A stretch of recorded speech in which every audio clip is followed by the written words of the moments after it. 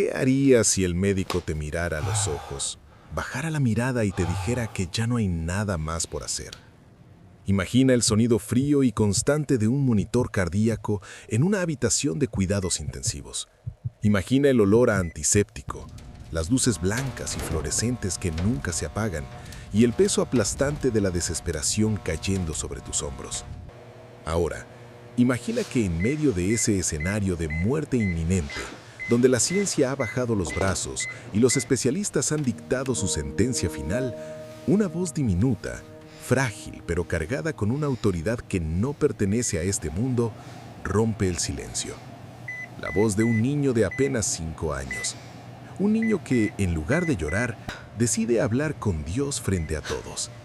Lo que sucedió en esa habitación no solo desafió toda lógica médica, sino que paralizó a médicos, enfermeras y escépticos, obligándolos a presenciar un poder que la ciencia humana aún no puede explicar. Si alguna vez has dudado del poder de la oración, si alguna vez has sentido que tus súplicas no son escuchadas, te ruego que no te vayas. Esta historia real va a sacudir los cimientos de tu fe y te demostrará que, para Dios, no existen los casos perdidos. Era una mañana de martes como cualquier otra en la vida de la familia Navarro. El sol brillaba, el aroma a café recién hecho inundaba la pequeña cocina de su hogar y el pequeño Mateo, de tan solo 5 años, jugaba en el suelo con sus coches de juguete. Mateo era un niño lleno de luz, con unos ojos grandes y expresivos que parecían entender el mundo de una manera especial. Su risa era el motor que impulsaba la vida de sus padres, Elena y Carlos. Sin embargo, ese martes, la risa de Mateo se apagó. Comenzó con una fiebre leve, de esas que cualquier padre atribuiría a un resfriado común o a un cambio de clima. Pero las horas pasaron y la temperatura de Mateo no cedía. Para el anochecer, el niño estaba ardiendo. Su piel pálida había adquirido un tono ceniciento y su respiración se volvió peligrosamente agitada. Elena, con el instinto protector que solo una madre conoce, supo de inmediato que algo andaba terriblemente mal. No era una simple fiebre. Había una sombra en la mirada de su hijo, una debilidad que nunca antes había presenciado. Carlos envolvió al niño en una manta y, desafiando los límites de velocidad, condujeron hacia el hospital central de la ciudad. El trayecto, que normalmente tomaba 20 minutos, pareció durar una eternidad. Cada segundo en el coche era una oración silenciosa, un ruego desesperado al cielo para que su pequeño estuviera a salvo. Al llegar a la sala de emergencias, el caos habitual del lugar pareció detenerse por un microsegundo, cuando los médicos vieron el estado de Mateo. Fue ingresado de inmediato. Las puertas dobles se cerraron, dejando a Elena y Carlos en una sala de espera fría e impersonal, atrapados en el purgatorio de la incertidumbre. Pasaron horas interminables, horas en las que cada vez que un médico cruzaba la puerta, los corazones de los padres se detenían. Finalmente, el doctor Ramírez, un pediatra con décadas de experiencia y un rostro marcado por la fatiga y la tristeza de su profesión, se acercó a ellos. No llevaba buenas noticias.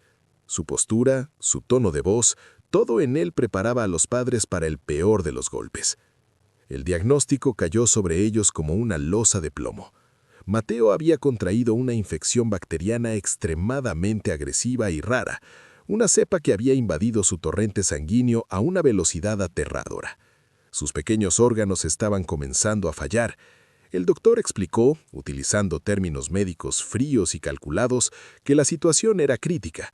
Las posibilidades de supervivencia eran mínimas, por no decir nulas. La medicina tenía límites, y la infección de Mateo los había superado todos. En ese instante, el mundo de Elena y Carlos se desmoronó. El suelo desapareció bajo sus pies. El sonido de la sala de espera se desvaneció, reemplazado por un zumbido ensordecedor de incredulidad y dolor. ¿Cómo era posible? Hace apenas unas horas su hijo estaba riendo en la cocina.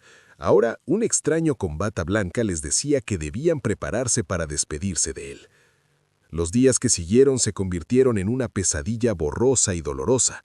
Mateo fue trasladado a la unidad de cuidados intensivos pediátricos. La habitación estaba llena de máquinas gigantescas que pitaban, zumbaban y parpadeaban, manteniendo al niño atado a este mundo a través de tubos y cables intravenosos. Su pequeño cuerpo parecía desaparecer entre tantos aparatos médicos. Elena no se apartó de su lado ni un solo segundo.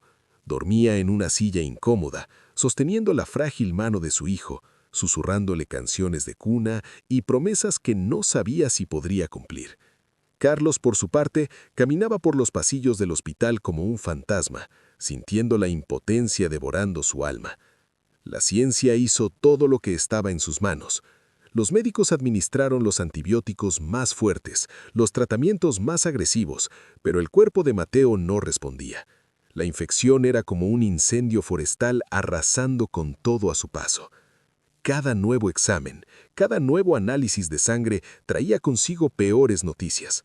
Los riñones del niño comenzaban a fallar, sus pulmones se llenaban de líquido y su corazón, ese pequeño corazón que apenas había batido por 5 años, luchaba por mantener el ritmo. El equipo médico comenzó a perder la esperanza. Las miradas de las enfermeras, antes llenas de ánimo, ahora se desviaban cuando Elena las miraba buscando un atisbo de fe. Era el lenguaje no verbal de la derrota. El hospital, un lugar diseñado para curar, se había convertido en una sala de espera para la muerte. Fue durante la tercera noche, la noche más oscura y fría de todas, cuando el doctor Ramírez pidió hablar a solas con los padres. Con los ojos llenos de lágrimas contenidas, el experimentado médico pronunció las palabras que ningún padre debería escuchar jamás. Les dijo que la medicina ya no tenía respuestas, que los órganos de Mateo estaban en un fallo sistémico irreversible. Les sugirió, con la voz quebrada por la empatía, que llamaran a sus familiares, que trajeran a un capellán y que se prepararan para dejarlo ir. El final era inminente, cuestión de horas, tal vez minutos. El dolor que experimenta un padre al escuchar que su hijo va a morir es un dolor que no pertenece a este mundo. Es un dolor físico, una garra invisible que arranca el corazón del pecho y lo tritura sin piedad. Elena cayó de rodillas en el pasillo esterilizado del hospital, soltando un llanto desgarrador que resonó en cada rincón del piso.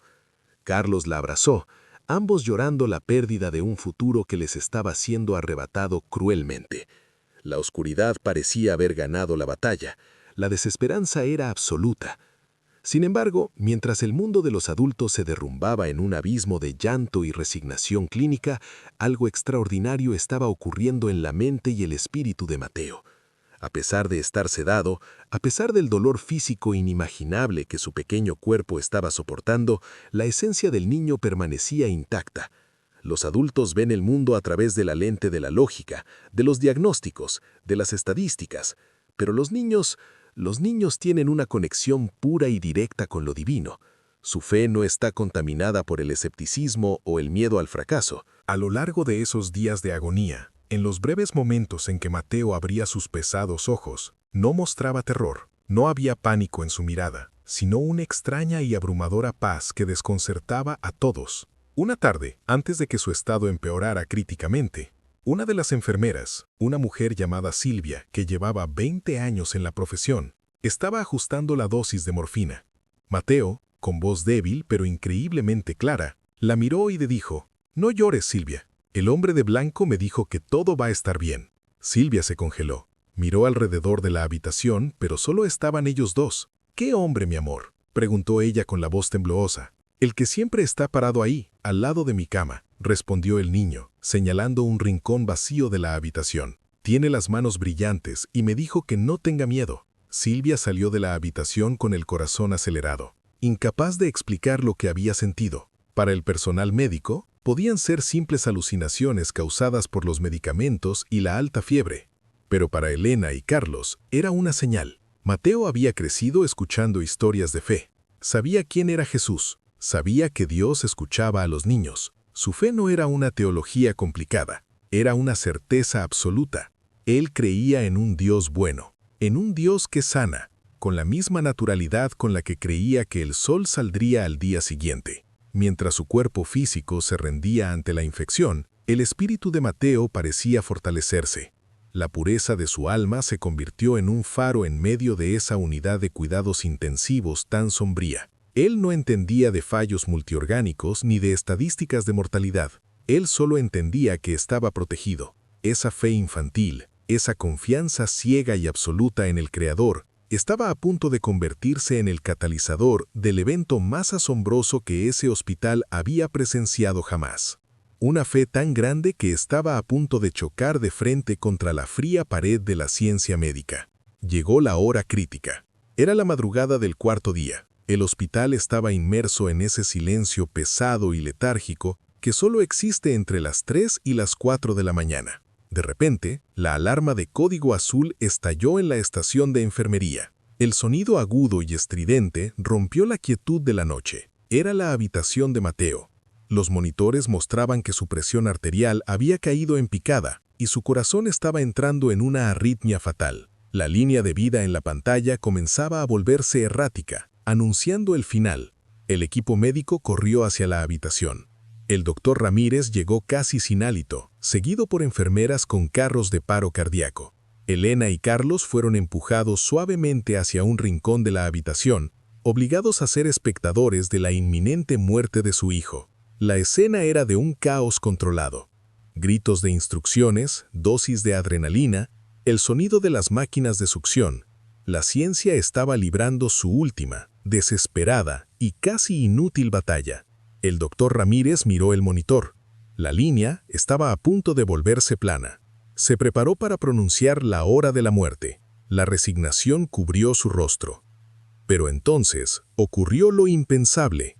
En medio de todo ese alboroto, del ruido ensordecedor de las alarmas, de los llantos ahogados de Elena y de los gritos de los médicos, una voz cortó el ambiente como una espada de luz.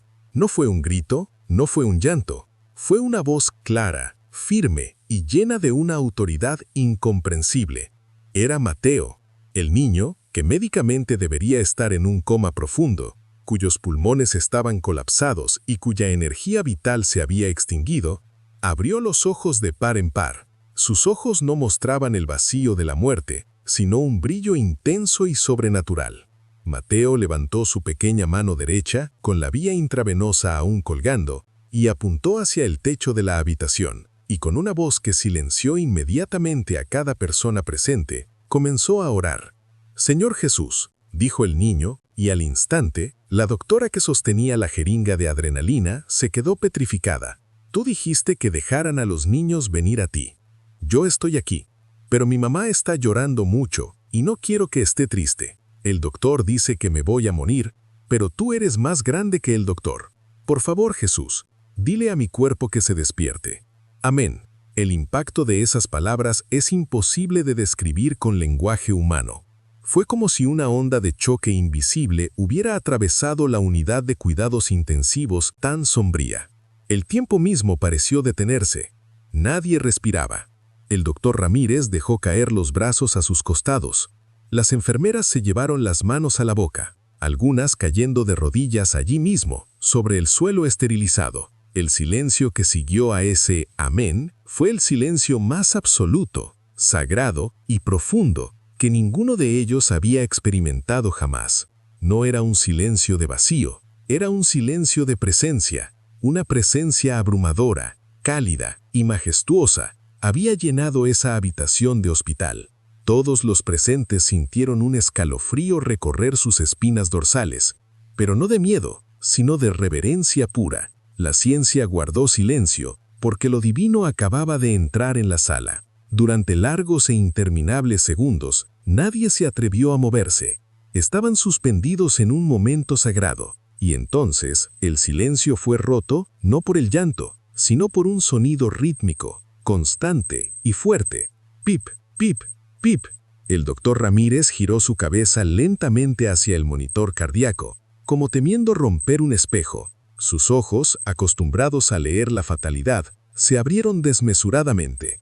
La línea errática que estaba a punto de aplanarse se había transformado en un ritmo sinusal perfecto, fuerte, estable, vital. «La presión arterial», gritó una de las enfermeras, con la voz quebrada por el asombro. La presión de Mateo, que estaba en niveles incompatibles con la vida, estaba subiendo rápidamente, estabilizándose por sí sola. Los niveles de oxígeno en su sangre comenzaron a dispararse.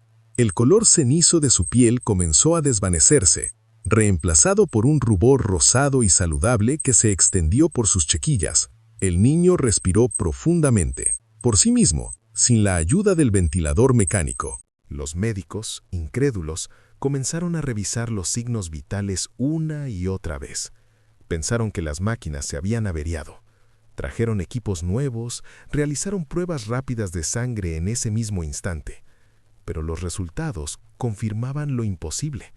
La infección, esa bacteria agresiva y mortal que había invadido cada rincón del cuerpo del niño, estaba retrocediendo a una velocidad que desafiaba toda ley biológica.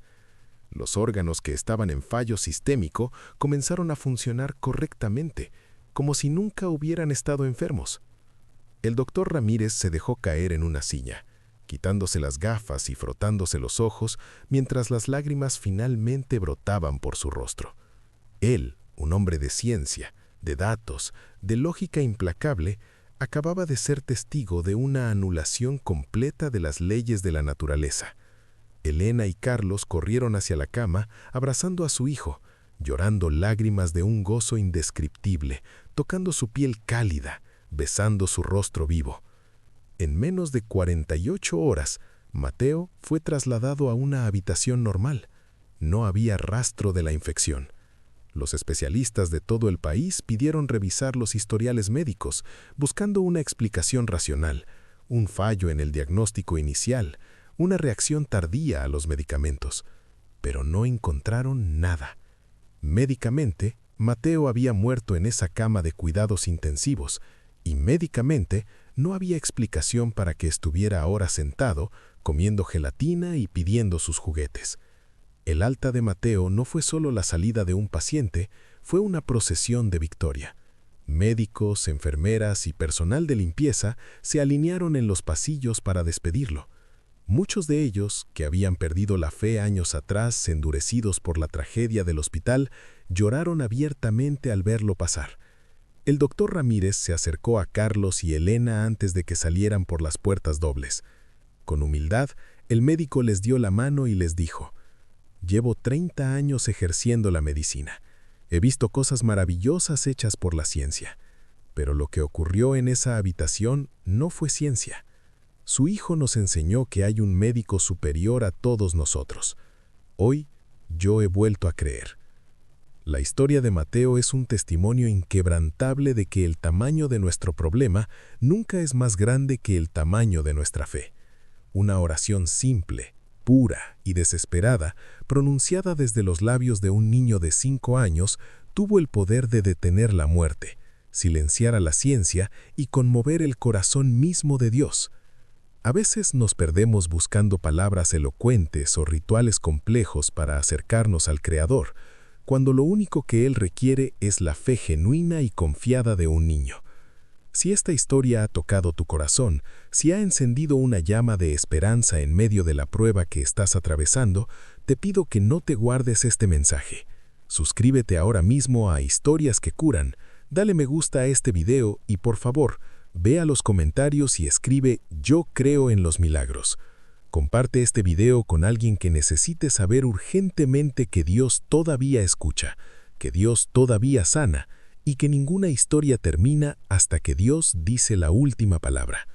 Que la paz, la protección y las bendiciones del cielo llenen tu vida y la de tu familia. Nos vemos en el próximo video.